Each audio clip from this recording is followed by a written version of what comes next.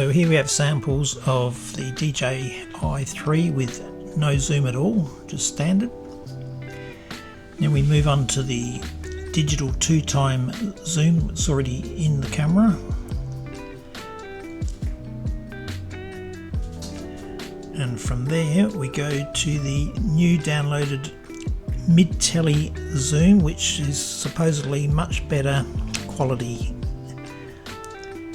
and you can combine both zooms together, and you may lack quality with that.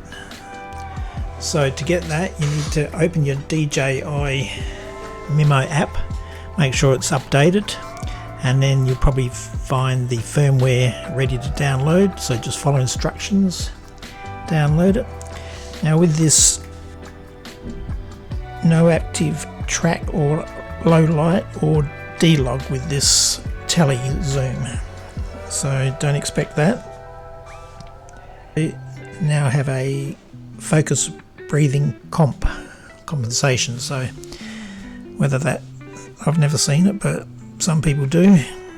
I don't really use the webcam at all, so mainly for the zoom for me, which is amazing because it's a lot better quality. But just remember, not on low light or active track.